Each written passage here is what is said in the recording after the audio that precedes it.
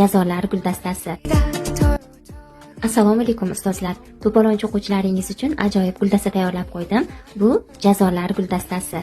Darsingizda shovqin qilib, butun sinfni boshiga ko'tarayotgan o'quvchilarga qandaydir jazo qo'llamoqchi bo'lsangiz, ayni mana shu usuldan foydalanib ko'ring.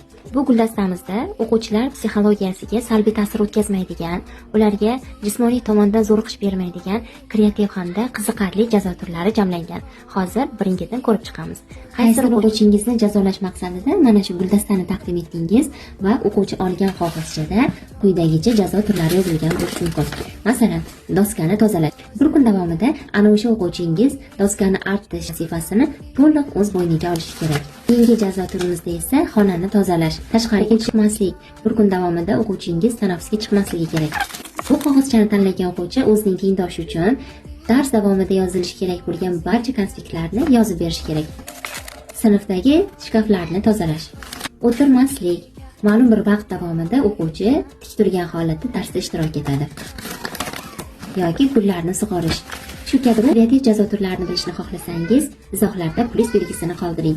Yo'qotib qo'ymaslik uchun sahifamga obuna bo'ling.